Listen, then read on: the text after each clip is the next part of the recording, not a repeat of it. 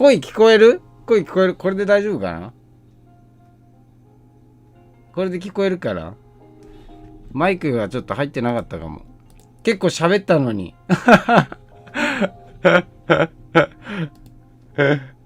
まだ無音？まだ無音？声聞こえない？久々だからね。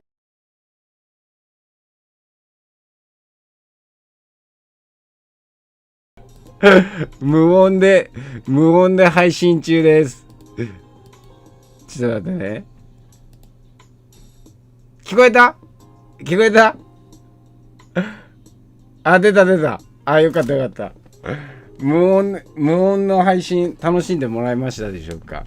無音中に結構今いろいろ話したんだけど、アシアさん何？8月末に沖縄やるの？沖縄オフ会やるの？8月中にやるのか。8月、ニートおじさん多分無理だな。8月中は。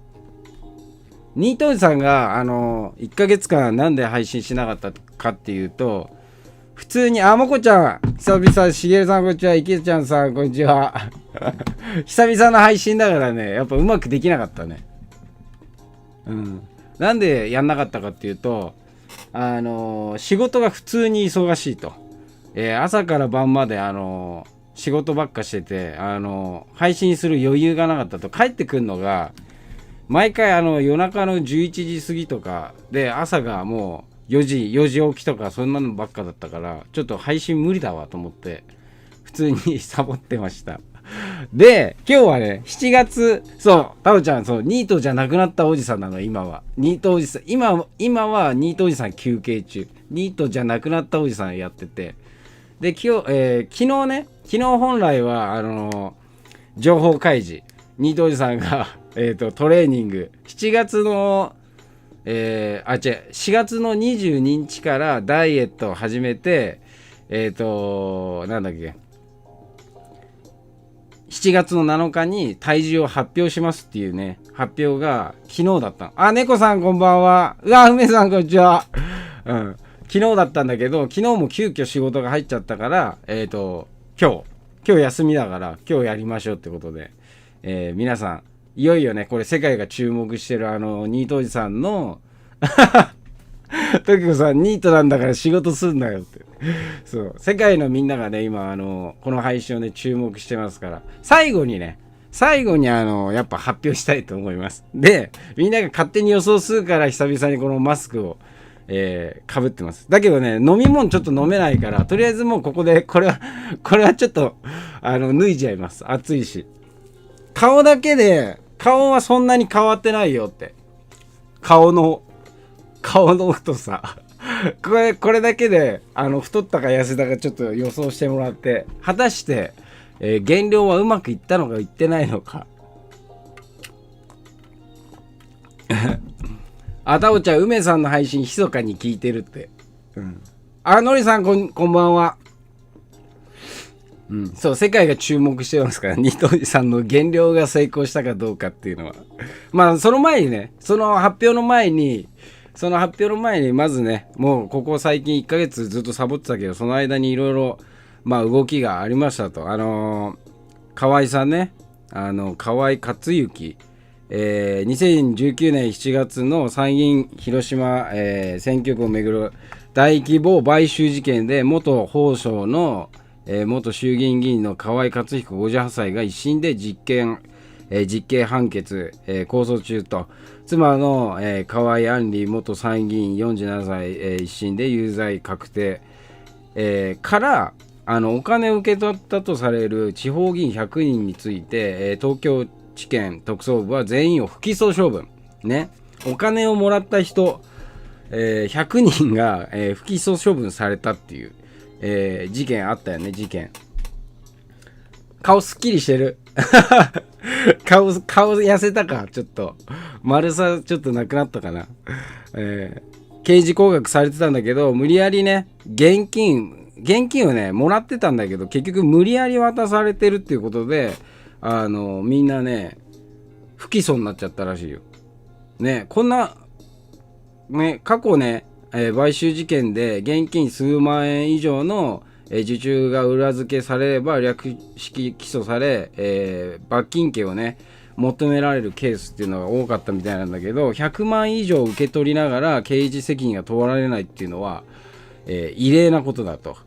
特捜部は河合夫婦の捜査に乗り出した、20年初め以降、非買収側の100人全員を聴取し、大半が現金の受注を認めたとされると。夫婦は同年7月に起訴されたが、東京地検はこの際に起訴すべきものはしたと述べ、非買収側については起訴不起訴の判断を示さない方針を取った。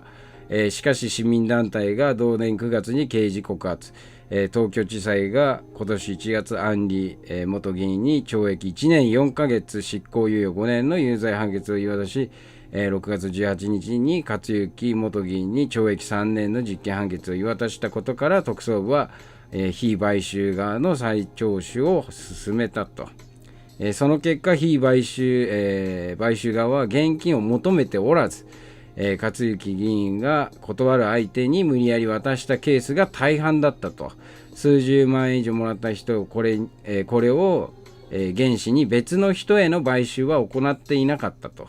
こうした状況を総合考慮し、全員を起訴、考慮とする方向で検討している模様だと。ね、現金を受け取った100人が1人も起訴されていない、著しく均衡を隠して、弁護団は言ってるんだけど、判決は犯行の性質と内容、規模からすれば不公平だとは到底言えないと判断をしていると。ね、これが今の日本の、法の下で決まったことだと。ね、もう一番上がこんなこと言ってる時点でもう終わってるよねって、結局法律とかのところの部分が。あ、メグさんこんばんは、さやかさんこんばんは、コアラフさんこんばんは。あ、メグあげたかったのが河合夫婦だったから、あとはどうでもええよみたいな感じ。ああ、なるほどね。本丸だけあげて、あとの周りの人たちはついでだからもう別にいいかみたいな感じだったのかもしんないと。あ、孝太郎来てる。あ、孝太郎こんばんは。孝太郎、ついに情報開示の日がやってきましたよ。ね、孝太郎もPV 見たけどすごいいいよね、あれ。二頭児さんたちも途中出てるからね、ダンスのとこで。みんな見た？孝太郎の PV。これの UR、なんだっけ、概要欄の時は後で貼っとくんで見てください。孝太郎のやつすごいしっかりできて、いい感じのやつだったから。ねえ。すげえ時間かけて作ってたもんね。みんなも見てない人は見てみてね。みよこさん、ニートゴム化、顔痩せたね、孝太郎のなんだっけ、お泊まり会参加した人は、その時からもちょっと痩せたかな。ねえ、孝太郎。日本はめちゃくちゃになってきてるよね。日本めちゃくちゃになってきてる。耳穴見せなって、耳穴あるでしょ、耳穴。耳穴あるでしょ。大丈夫だよ。かぶってないから。かぶって痩せるってなかなか難しいけど、かぶったらでかくなるからね、なかなか。そう、ダークトゥーライトね、マーシャさん。そう。ね、トランプもそうだけど、トランプのやつ言うか、先に。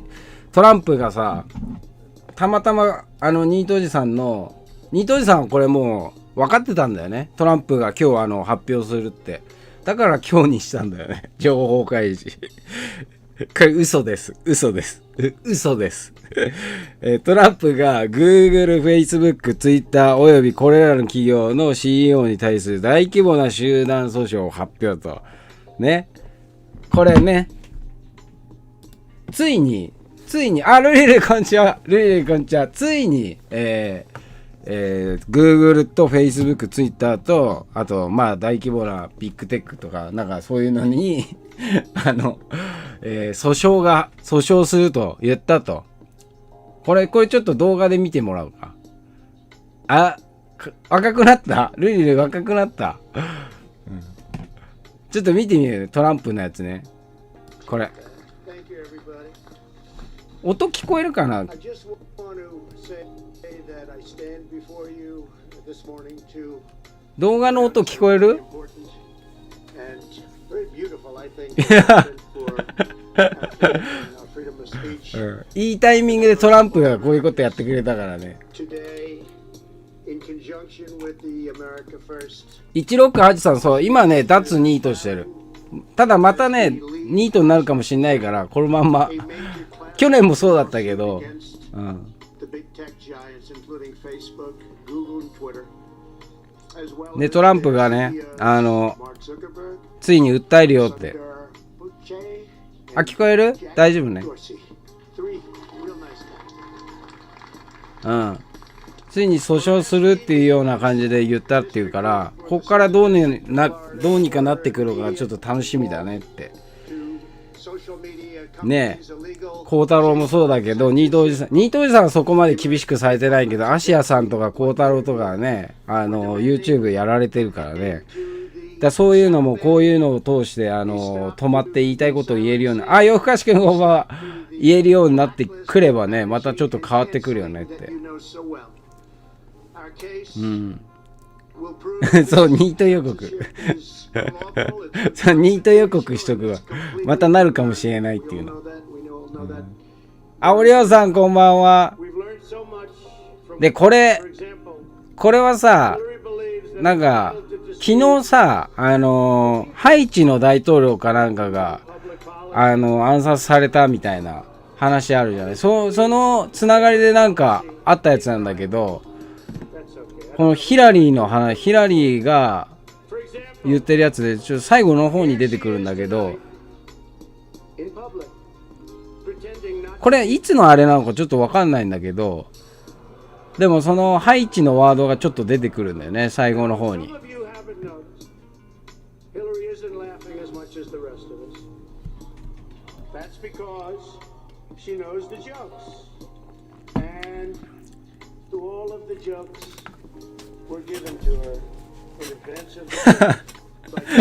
ルイニートなる気満々な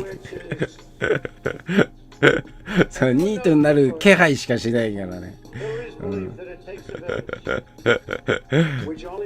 ほらここ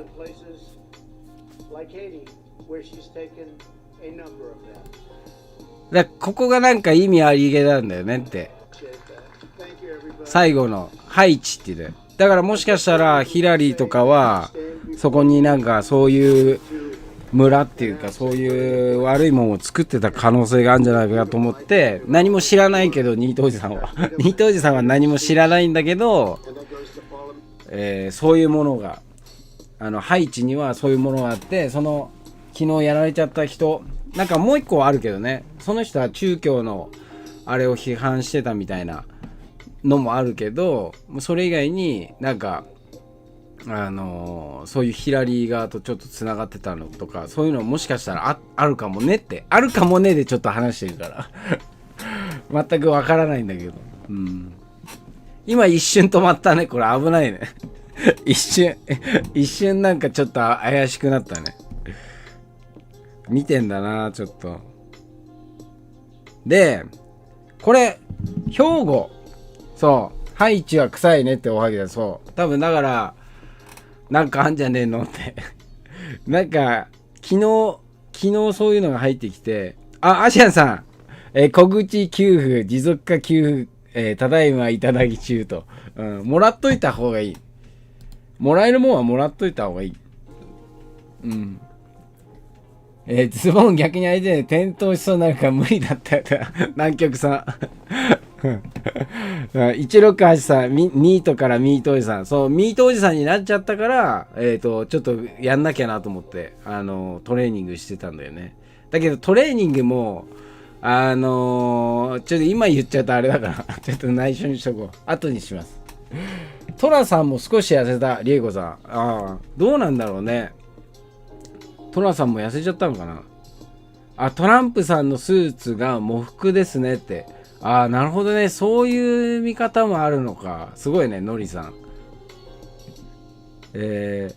168さん、小口給付金80万円は免除動画見たけどいいね。お、小口給付金80万円80万円免除。そんなのがあるの？緊急小口資金でしょ？あ、緊急小口資金80万円免除された人がいるんだ。あれだね、もし困ってる人いたら、緊急小口資金とか、総合支援資金だっけなっていうのもあるんだよね。ニートおじさんがニートの時は、それ利用してたから。ニートおじさんはもう、リセット前提で、動いてる人だから、借りれるものは借りとけっていうのでやってたから、もし、困ってる人はでも借りた方がいいかも。無利子だから、緊急小口資金は無利子かちょっと分かんないけど、総合支援資金に関しては無利子だから、借りれるんだったら借りた方がいいかもしれない。でしかも返すのが2年後とか、ちょっと後だから、借りれるんだったら借りちゃった方がいいかもしれない。うん。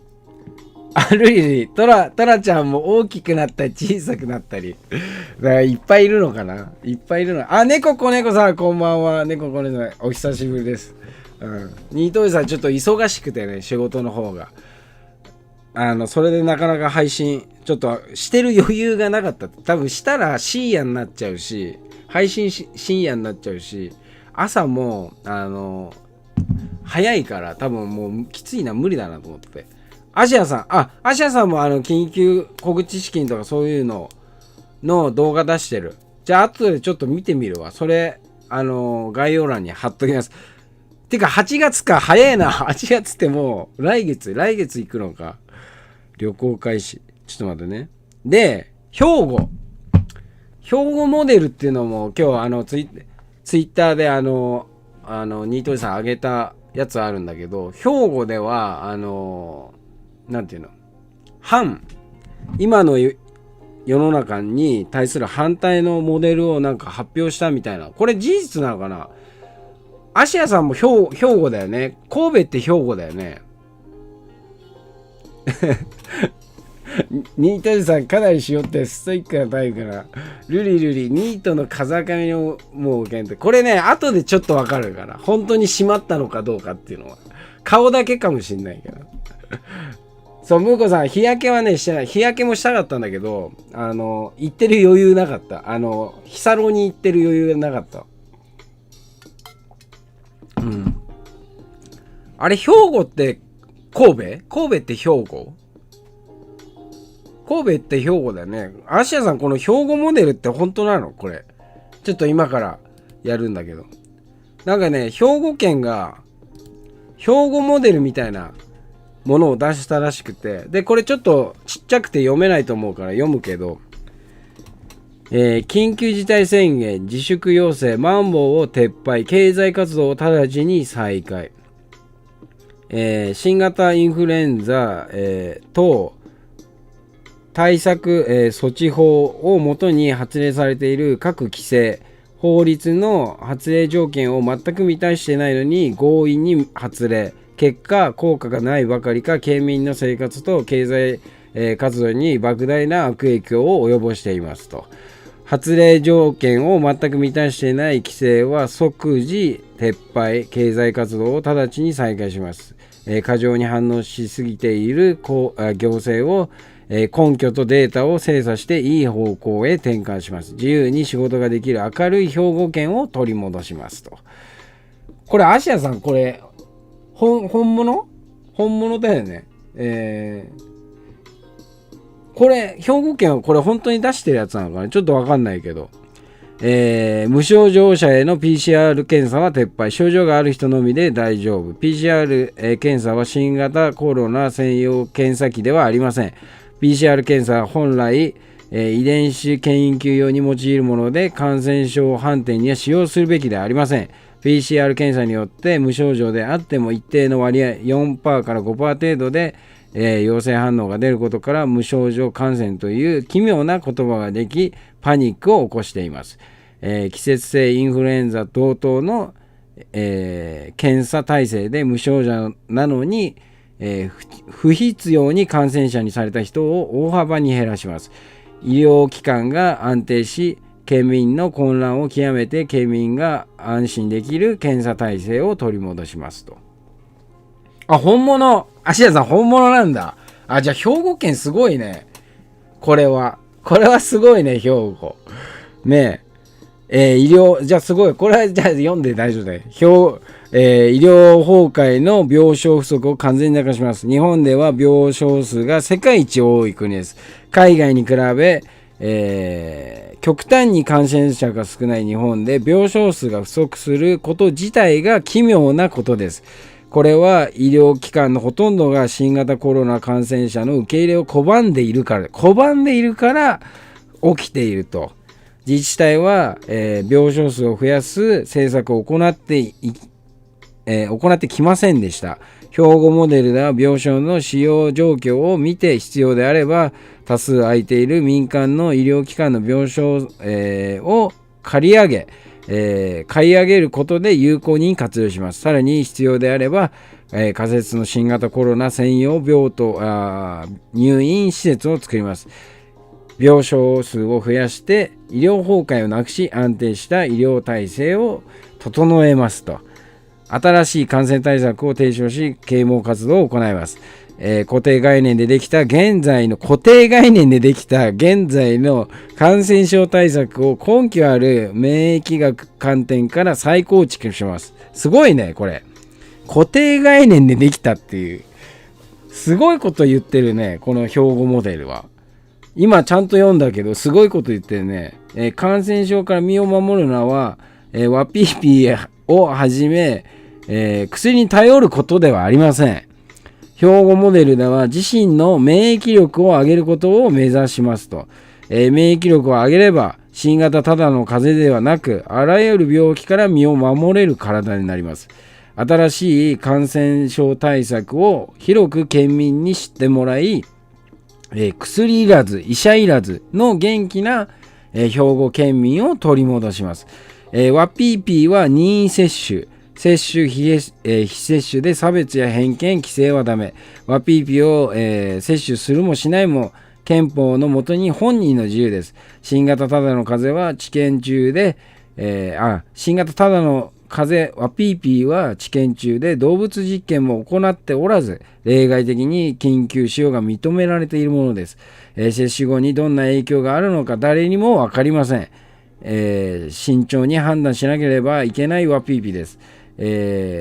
迅速に有効のみ迅速に有効性のみを盲信してワピーピーパスポートなどで、社会活動に接種者管理を行うとする風潮があります。これは非接種者に対する差別になりません。差別に他なりません。兵庫モデルではワピーピーのメリットとデメリットを県民に、明示します。同調圧力や有効性の盲信に左右されることなく県民が自由にワピーピーの接種を選択できるようにします。健康で自由な明るい兵庫を取り戻そうと。すごいね、兵庫県。これ他にもちょっといろいろあるんだけどね、ソーシャルディスタンスは気にしないとか、不必要なマスクのね着用はしないとか、過度な手洗いや消毒はしない。施設や店舗での強制的な検温は必要ない。面会の記録、非接触アプリ活用は自主的にとか。免疫力を上げるポイントは体温を上げることです。お風呂はしっかり湯船に浸かろう。適度に天然塩を取ろう。胃腸を休ませる時間を作ろう。過度なストレス、避け軽い運動をしましょうと。で、免疫力を下げないポイントとしては食事を意識しましょうと。甘いものを控えて食品添加物を控えと。日本人が食べてなかったものを控えよう。農薬薬品を多用した作物を控えようと。これすごいな。すごくない？すごいことで書いてるね。兵庫モデル。兵庫県すごいすべてを疑え。トキコさん。すべてを疑え。いやでもすごいわ。普通に。ここまでなんていうかはっきり言ってる自治体っていうのも多分少ないから、もうやめたんだね。そういう同調圧力で他の県とかとそういうのの合わせるのはもうやめたってことだね。兵庫県すげえな。ちゃんと今読んだけどちゃんと言ってるわって言って、うん。そうタオちゃん甘いもの気をつけないと危ないかもしれない。うん。そう、ワピーピーと新型ただの風。しかもさ、このさっきのやつで言うと、兵庫モデルのやつに言うと、やっぱり、新型ただの風邪は、インフルエンザの部類に入ってるってことなんだよね。これでいくと、新型インフルエンザと、特別措置法っていうのになってるってことなんだよね。だから、ただの風邪、やっぱりあれなんじゃないって。やっぱ置き換わってるよねってインフルエンザに置き換わってないって。で兵庫県でこのモデルが今出てあれだけど、結局今の人ってあれだよねって、やっぱスーパーコンピューターに結構頼ってるね。スーパーコンピューターがあるのも兵庫なんだよね、アシアさん。確か兵庫県なんだよね、スーパーコンピューターの。確かこれ富武っていうんだっけ、富武があるのも兵庫県だっけ、確かね。でスーパーコンピューターをよくテレビでは使うんだけど、でスーパーコンピューターは確かにすごいのかもしんないんだけど、要は信じすぎるとこういうことも信じちゃって、コンピューターに頼りすぎると、要は自分の頭で何も考えなくなっちゃわないっていう感じなんでね。確かにコンピューター自体はすごいものなのかもしんないけど、全部が全部本当に合ってるかっていうとわからないよね。でコンピューターを信じすぎると、このおならで感染するんじゃないかみたいな、テレビではこういうことくだらねえこういうことやってるけどこういうのを信じ始めちゃう人もいるんじゃないって。で面白いのがちょっとやってたのよ。今日のサムネイルにもなってるんだけど、女の人の顔ね、それちょっと見てもらうね、こっから。富岳か、富武じゃなくて富岳か。富武じゃなくて富岳。 This is Grace, Sophia's sister. Sophia, the celebrity これの humanoid 声が robot. 出てないね。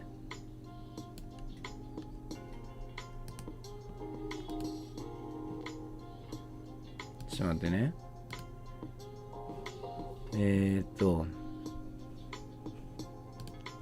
これだ。はい、じゃあ行くよ。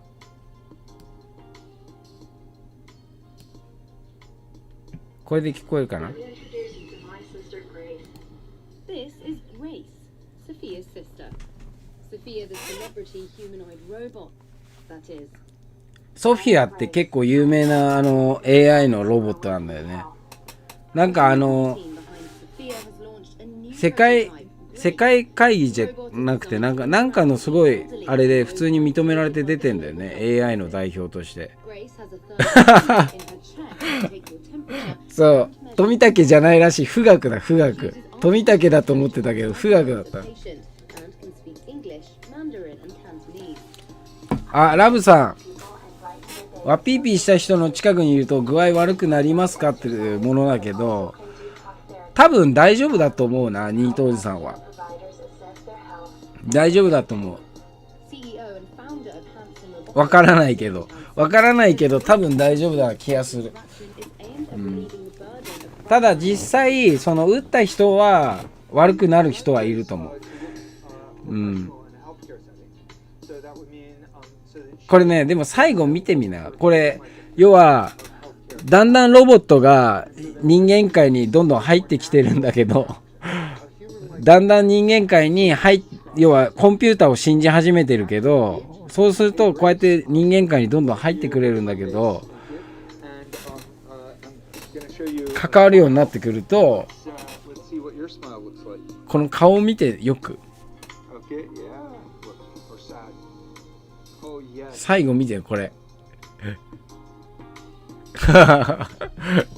そう、こういうものが要はどんどん入ってくるようになると、コンピューターに頼り始めると。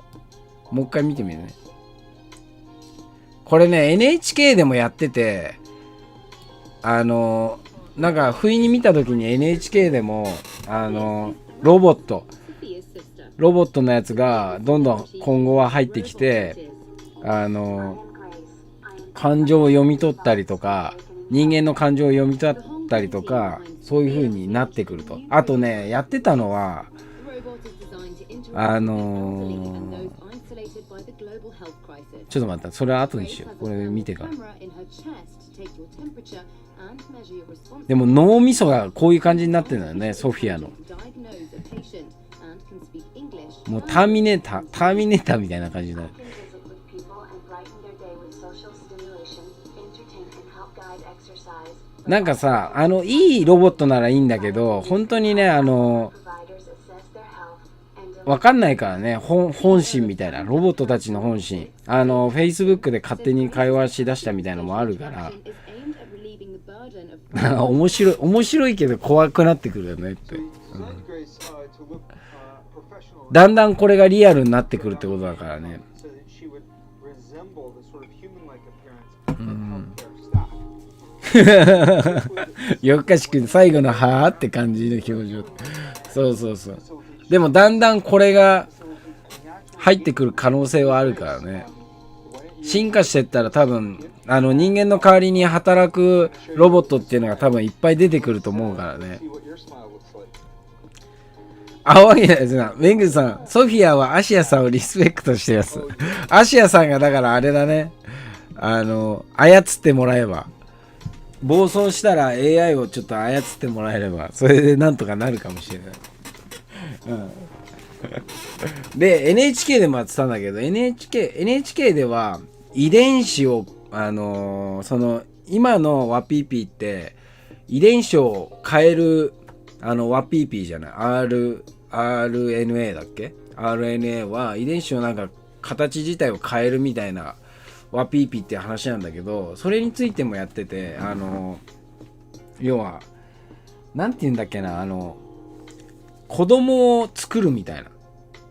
子供を DNA 操作して作る。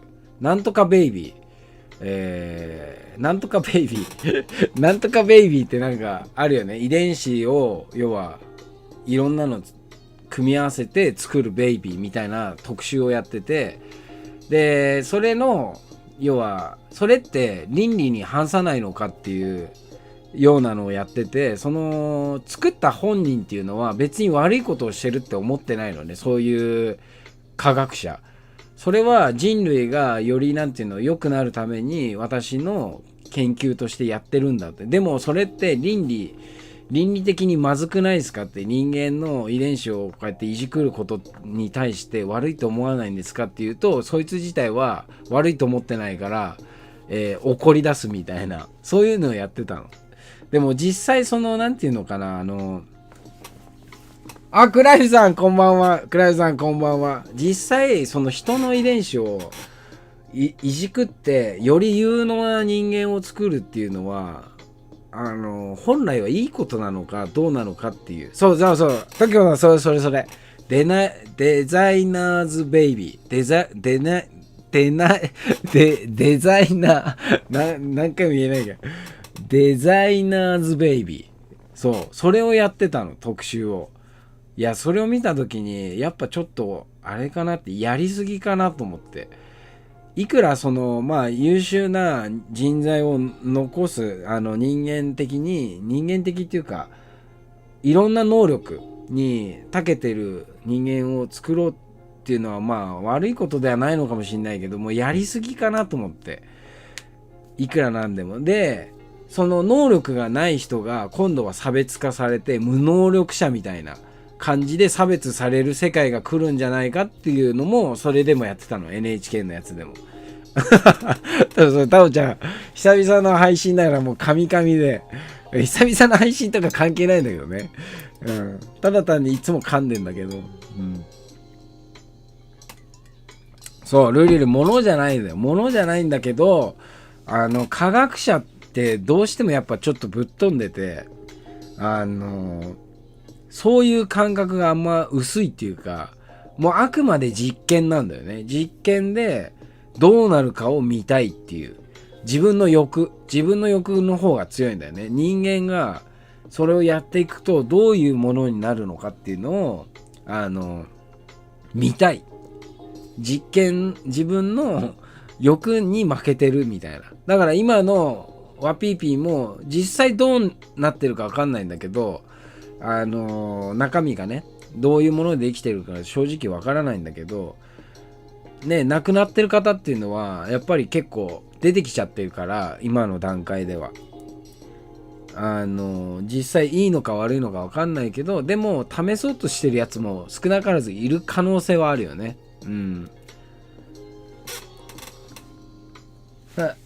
ニートおじさん疲れてる。ニートおじさんね、ずっと仕事ばっかして疲れてる。で、久々に、何気にデクのラスだって、そう。久々にライブ配信して、やっぱ楽しいね、ライブ配信は。久々にみんなとこうやって話せると楽しいわ。水飲みたいさん、デザイナーズベイビーとバイオベイビー。デザイナーズベイビーってみんな言ってみない？言いづらいから。デザイナーズベイビー。すげえ噛むわ、デザイナーズベイビー。苦手なワードかもしれない。デザイナーズベイビー。ちょっと待って。で、最後ね。最後。そうだね。もう今、38分やったから最後。ようやく情報開示しましょうか。じゃあ。みんなが待ってる。世界が待ってる。情報開示。入りましょうか。ここでね。まあでもそういうものがもう科学の発展とともに、いろいろふ菓子を食べたる。科学の発展とともにやっぱそういうものいいとこもあるけどね、さっきのソフィアとかグレースもそうだけど、うまく使えばいいようになるかもしれないけど、悪い人がやると絶対悪い方向にしか行かないと。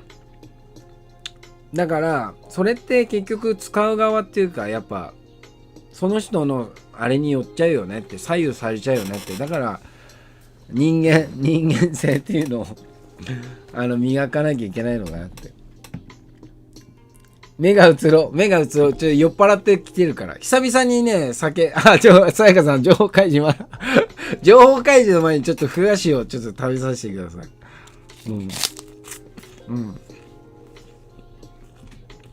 で、今回の、なんつうの、ダイエットの仕方をまず言っとくと、食事制限って言っても、なるべく、油を取らないやり方で、なんだっけ、やってった。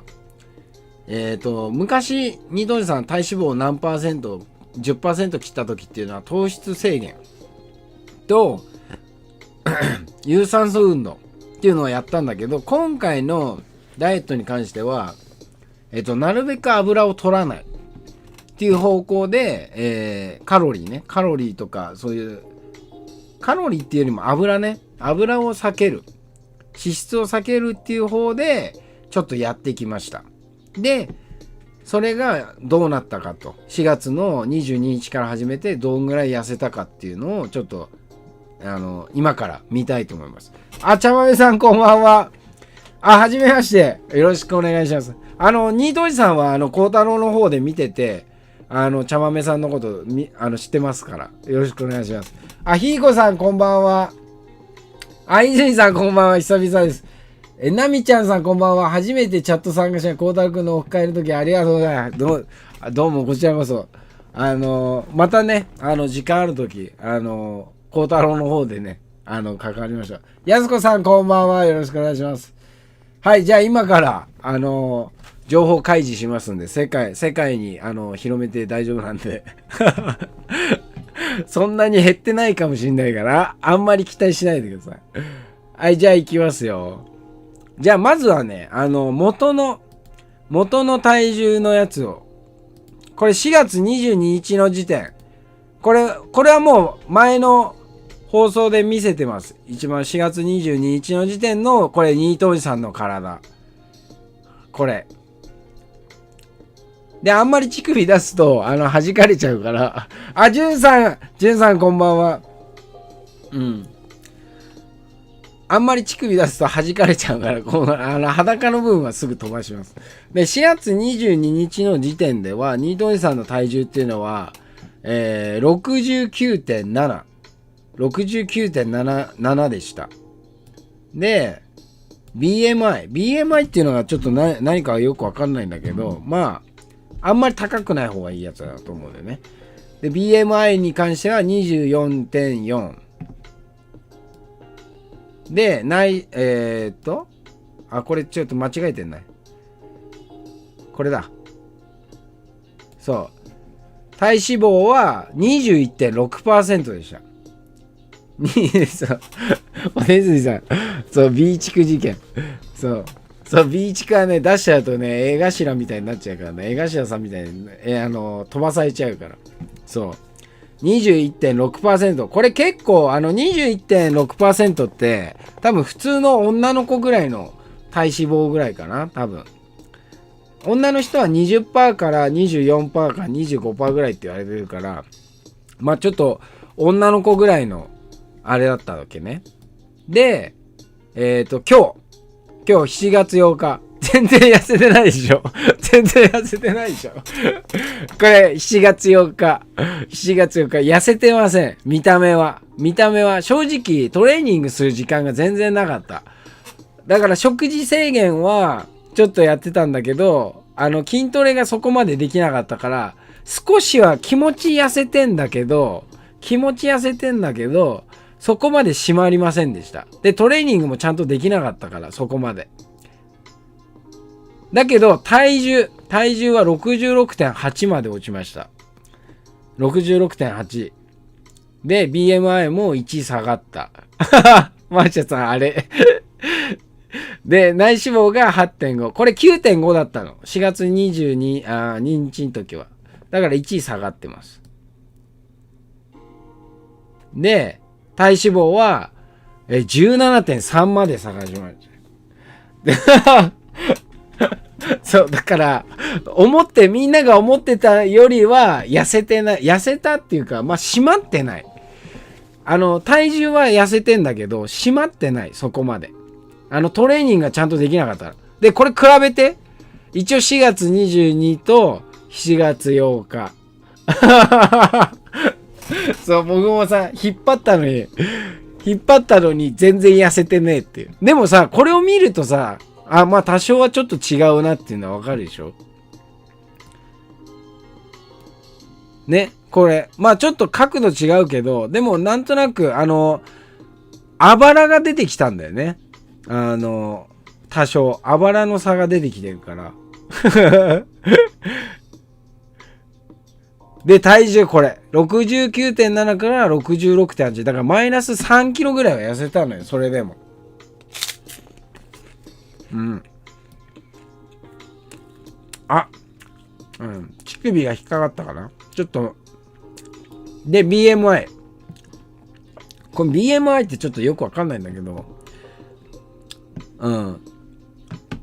まあ、これもマイナス1。で、内脂肪も 9.5 だったのが 8.5 に変わりましたよって。だから内脂肪は1減ってますよってレベルが。だからもうちょい、ニートおじさんの目標的には5キロ痩せる予定だったんだけど、一応 2.9 だった。で、体脂肪に関しては 4.3% 減ったの。だから、これが体脂肪があと 5% ぐらい減ると、もうちょいバキバキになると思う。だからそう、やすこさんそう、筋肉量が多分増えてはいるのよ。ただ、締めてないから、体を締めるとこまで行ってないから、こっからなんていうの、水とか、そういうのも抜いていくと、どんどん締まっていくんだけど、うん。体脂肪はもうちょいね。うん。これが世界が待ってるのは情報開示です。で、まあ、本気でやってた時はもうちょい締まってたんだけど、とりあえず3ヶ月で3キロ痩せたと。だから、1ヶ月1キロぐらいずつは痩せてったと。で、筋トレ、今はもうちょっと忙しくて、そこまで時間作れないからあれだけど、今後もちょっと続けて、今日の発表7月8からさらに3ヶ月後ぐらいにもう一回、どうなってるか。今度は体まで引き締められたらいいかなと思うんだけど、まあだからそしたら半年だよね。半年後、4月の一番最初の4月22日から半年後にニートおじさんの体はどうなってるか。これをねちょっと続けたいと思います。続けて半年後にニートおじさんの体がどれぐらいになっているか。でニートおじさんも38になったから6月で38歳になったから38歳になったけど、半年あればここまでは変われるよっていうのをちょっと見せたいなと思って、ダイエットを諦めてる大人たちにダイエットを諦めてる大人たちのためにニートでも半年あればここまでは痩せれるぞっていうのを見せたいと思う。みんなもトレーニングやってる？配信しないからって言ってサボってね。みよこさん、じゃあ9月9日か。2ヶ月後になっちゃうな、それだと。まあ9月9日がいい。そう、もうアラフォーなのよ。もう38歳。168さん、ありがとうございます。ありがとうございます。ありがとうございます。もう38なのよ。で、3年前かな。3年前ぐらいに体脂肪 10% 以下にやったんだけど、その時はすごい頑張ってトレーニングした。食べ物もそうだけど、トレーニングもすごい一生懸命やったから。でも今はもうやりたいんだけど、ルリリ、ニートジさんカサカサになるから油も取った方がいいよ。枯れ葉になる。そう。カサカサになるよね。年齢とともにね。そう。だから、時間、すぐに痩せようとすると結構大変だから、時間をある程度かければ、筋トレとある程度の食事制限をしていけば、こんぐらいちょっとずつ痩せて健康的な体になるよって。しかも今回に関しては食べ物だけで、要は走ったりしてないの。走ったりしなくても3キロ痩せるし、体脂肪も 4% ぐらい減るよっていう。だからみんなもほとんど食事無理してないのよ。食いたい時は食いたいもん食ってるけど、なるべく油のもんを避けてただけ。でも油もん食いたい時もあるから油もん食ってたし、ただなるべく避けるっていうだけ。そのちょっと気を使うだけでも3キロ、3ヶ月あれば3キロは痩せるよって。運動しなくても。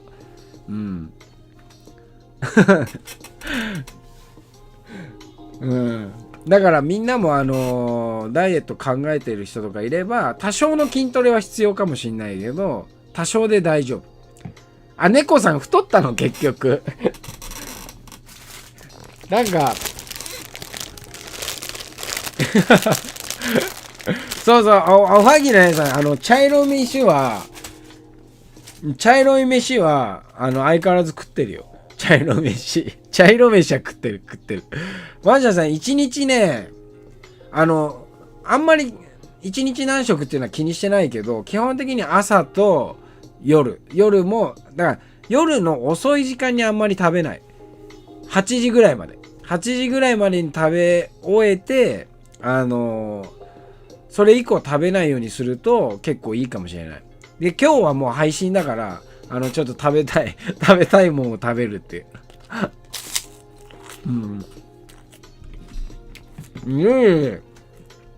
タツノオトシゴになる。まだ食べる。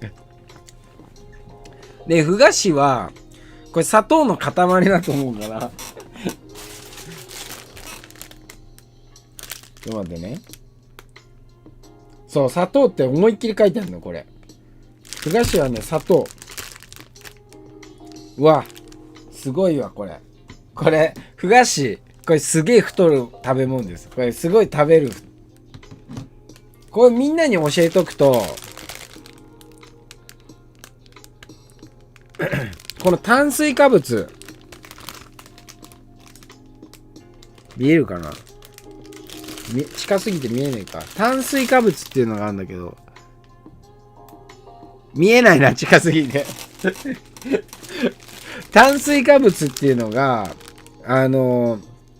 要は糖質制限の時に、なるべく少なくしましょうってやつなんだけど、これ 100g あたりで 67.6 もあるの。67.6 もあるから、これ今2本目食ってるけど、2本食っただけで120、130g ぐらいになっちゃうのか。でも、ニートおじさんが糖質制限してた時って、1日で 30g ぐらいだったの。その体脂肪 10% 以下にした時って。1日 30g でまで制限してたものを、今普通に5分ぐらいで2本食ってるっていう。4倍か。1日で30しか食ってなかった時の4倍を5分で食べていった。あ、ポテトジさん、寒天を食べましょう。そう、寒天いいかも。ところてんとか。ところてんいいかもね。ルリにスポンサーから声かかる。CM 来る。CM 来る。ふがっちの CM は来るかもしれない。でも今日は好きなもの食べていいよっていう。たまにやっぱ好きなもの食べないと。ラーメンとかも結構好きだからよく食べちゃうんだけど、でも炭水化物が一番太る。だから糖質制限が多分一番楽に痩せれるんだけど、やっぱり糖通んないと頭回んなくなったりするから、ある程度は食べなきゃダメっていう。思考も停止しちゃうしね。糖をあんまり取らなすぎると脳みその栄養にもなるから、糖は。アジアさん、うまい棒に変えよう。うまい棒も結構あれ太ると思うけどね。お菓子は太っちゃうんだよね、多分。ああ、そう、ルリー、そう、駄菓子美味しいよね。駄菓子美味しいんだけど、そう、食べ過ぎが危険なんだよね。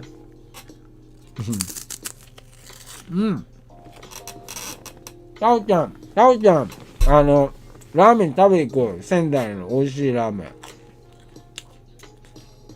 仙台って仙台で有名なラーメン屋ってあんの？なんか、仙台だったら何ラーメンみたいのあんのかな？ニートおじさんが好きなのは、ラーメンは、魚介豚骨。魚介豚骨って言うんだっけ？つけ麺の。魚粉っていうの？鰹節みたいな、足せるやつ。あれが好き。でも、カロリー超高い。それ食っただけで、1キロ2キロすぐ太っちゃうから。いげちゃん、ふがし軽いから0カロリー。そんなわけあるかい。今日だけだよって。カロリーは、いや、カロリーも高いわ。あ、そっか。でも 100g。この1本が何グラムかによるんだよね。これ軽すぎるから。すごい軽いから。これ100もないもんな。2本、3本ぐらいで 100g なのかな、これ。そう。だこういうのも見て、ダイエットするといいね、結構。数字見て。一郎会さん、ミートイさんにおすすめアウトロー的なチャンネル、小山慶吾、内藤優、ドラゴン、佐々木、チャイナドラゴンとスパーリングしてみたら。スパーリング動画。スパーリング動画ね、ボコボコになって終わっちゃうからね。やられて。うん。仙台はタン。仙台は何もないよって。ラーメンでこれっていうのはないんだ。タンはね、有名だけどね。仙台行ったことないからな、ニートおじさん。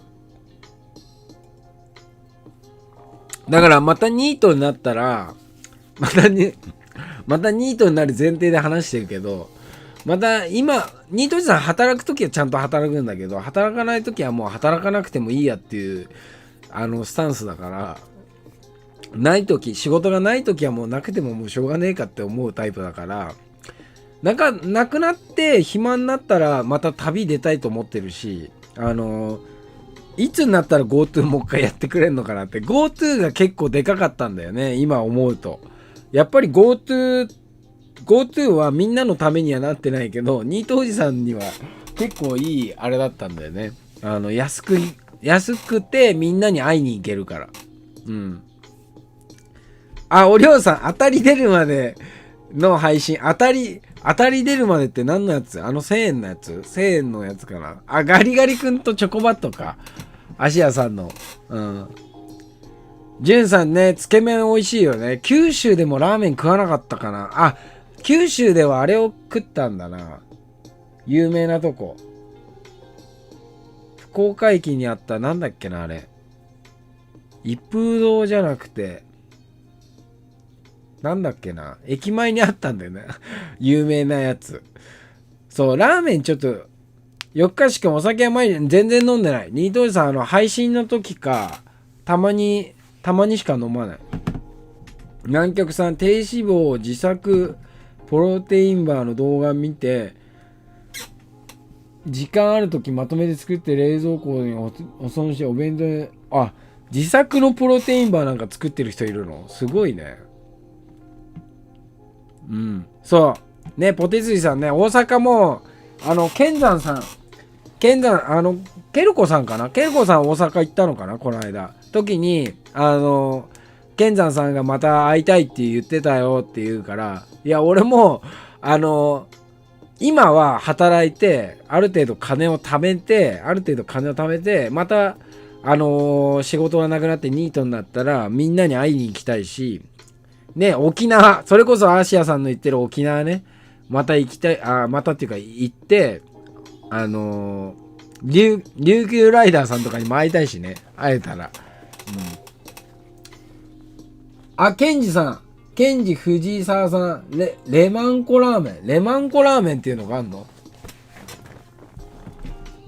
仙台？北海道が美味しそう。北海道もね、行ったことないんだよね、北海道。道のプロレス。そう、アシアさんそれだ。一蘭。福岡駅にあったの、一蘭だ。そう。一蘭のラーメンは食ってきたよ。ニートおじさん。GoTo は枠が条件って言ってた。そう。おはぎさんそれだよね。なんかさ、そう。ニートおじさんが思ったのは、大谷くんがいるじゃない。レッドエンジェルスの。その子の、ニュースで、大谷が頑張ってますよって出てるニュースで、記者会見がやってるとこの裏に、実は Q って入ってたりするの。なんか気づいてるみんな。スポンサーのとこに Q って入ってたりするの。で、プラス、その大谷くんのニュースの時にテレビに出てくる、人たちの、人たちっていうのは、もうマスクほとんどしてないの。ほとんどしてないのよ。で、それを見て、日本人の人って、どう思ってんのかなって。イギリスでも、なんかサッカーの観戦ですごい人数が集まって、もう元の生活に戻ってますみたいなのをやってたのね、今日のニュースで。でもそれは、あくまでもワピーピーを6割打ったからそうなってますよ、みたいな感じでやってるけど、実際はそうじゃないよねって。そんなの関係ないよねって。そうじゃなくて普通にもうただ単にただの風邪だからもうそんなのやめようって言って今になってんじゃないのって。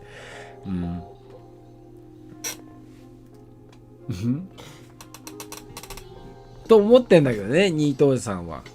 みんな見てない、ニュース、そのスポーツの時のアメリカとかで出てくる人って、ほとんど子供すらもうマスクも何にもしてないからね。うん。これ読めない。マーシャさん読めない。笹かま、なんて言うんだろうね。うん。前にチャットもで翔谷さんいたわ。あ、ムーコさん沖縄行く。沖縄いいな。沖縄行きたいな。ニートおじさんね、まだね、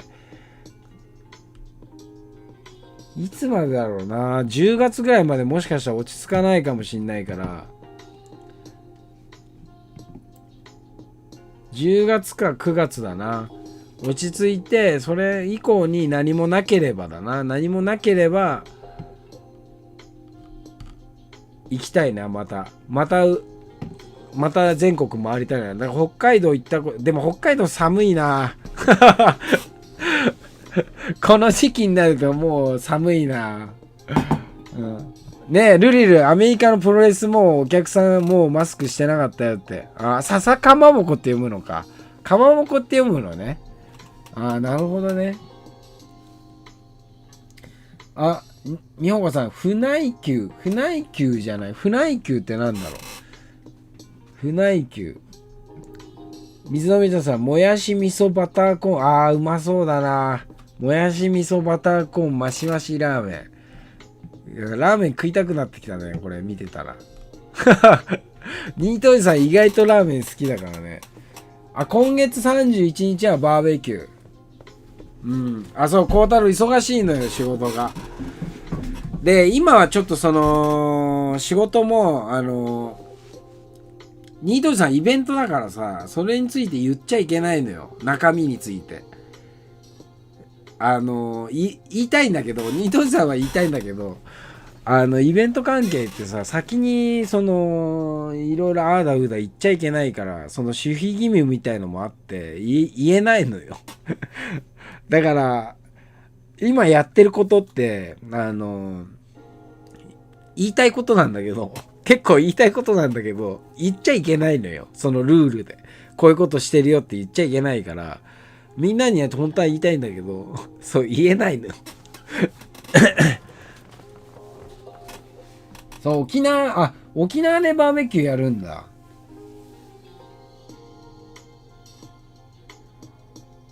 ああ、なるほどね。南極さん、メジャー中継のアメーバで見てたら、コメしてる人はワクチス終わったから、してないだけだと、そうそう。だから結局そっちに、持ってきたいだけ。だから今、職域の方も止まって、なんていうの、数がありませんみたいなこと言ってるけど、それってもともと本当は分かってて、もともとそんなに数持ってないから分かってることなのに、今わざとそうやって始まってたのを途中で止まったから、足りませんみたいになって焦らせるみたいな。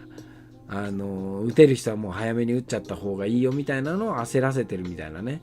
そういう感じに持ってってる。で、テレビもそういう風に煽って、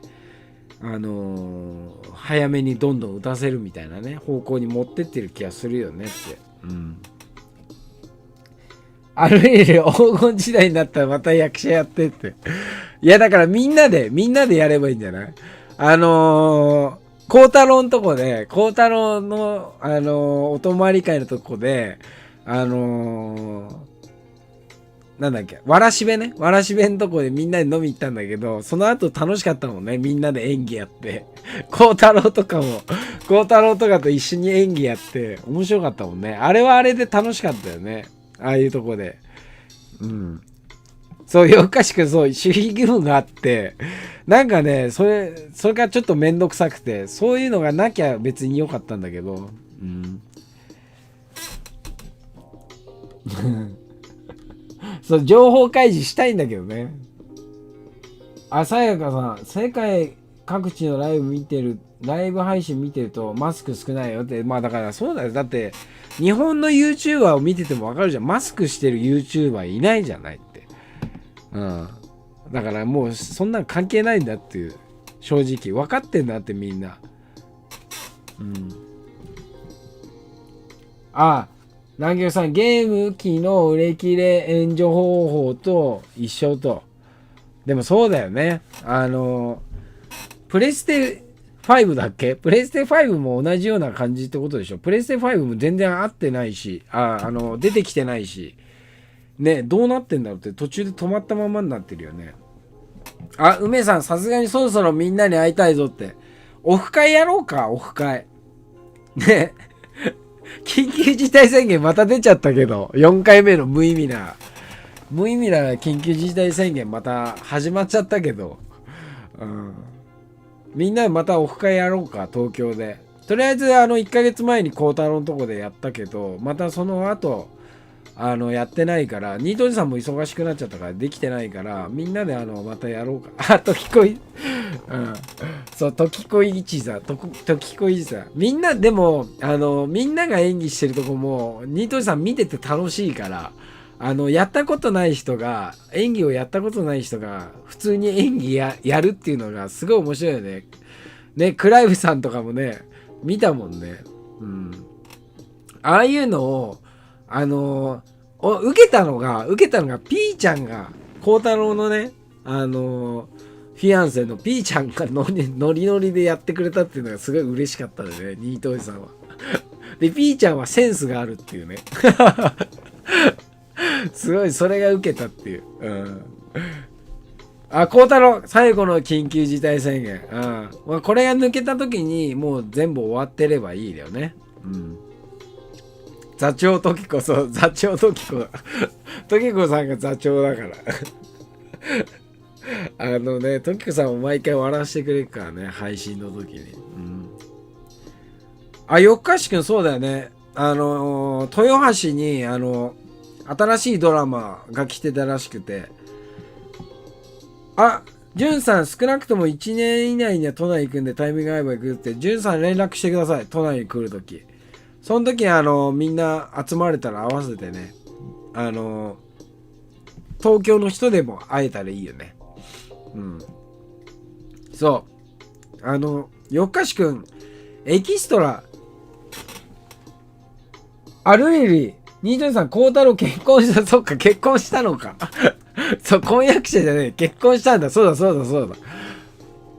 そう、ずっと婚約者だと思ったけど、結婚したよね。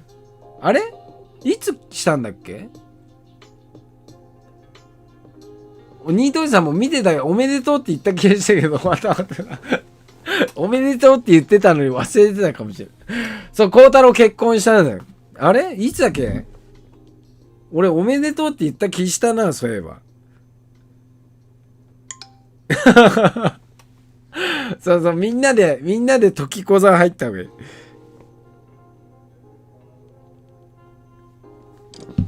あれいつだっけな、誕生日？あれ孝太郎の誕生日っていつだ、そういえば。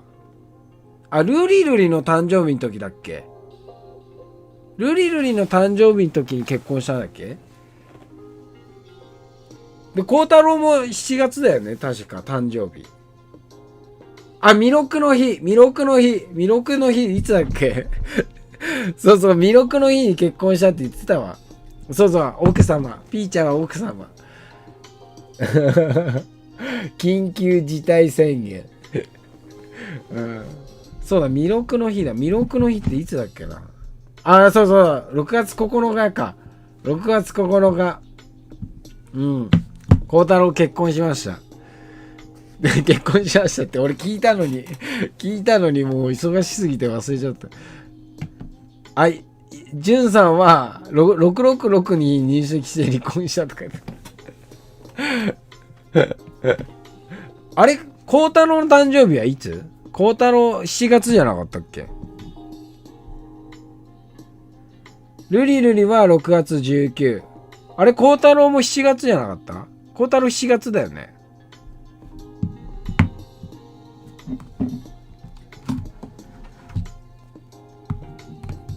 孝太郎いつだっけ？ 7 月だよね。で、ちょっと待って、それが出てくるまで。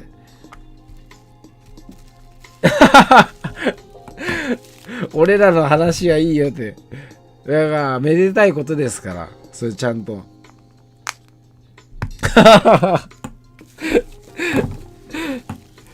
で、そうそうそう。久々にそう、ガチャ全然できてなかったんだけど、7月20日ね。じゃあ7月20日もう一回、7月20日、ちょっと待ってね。7月20日、7月20日、ニートリさん仕事だから、ちょっと待ってね。7月20日は仕事だから、22日、7月22日に、ライブ配信します。7月22日にライブ配信します。孝太郎お誕生日配信やります。これはもう多分できると思います。忙しかったけどできると思います。で、そう、久々にガチャ、やったわけじゃなくて、お泊まり会行った時に、宗次郎さんが、ニートリさんに、ガチャ、託してくれたんで、その紹介をしたいと思います。宗次郎さんがくれたのは、お地蔵さんをくれました。で、この中の、タヌキかなこれ。タヌキ地蔵と牛地蔵が当たりました。これが次回の時抽選で当たりますから、みんなに当たりますからね。タヌキ地蔵と牛地蔵で、プラスニートリさんが今度だから年末かな、年末までにちょっとガチャまた貯めておくわ。ガチャ貯めてやっていくんで、それまでにあとオフ会とかできたら東京とかでできたらやっていきたいと思います。なんでね、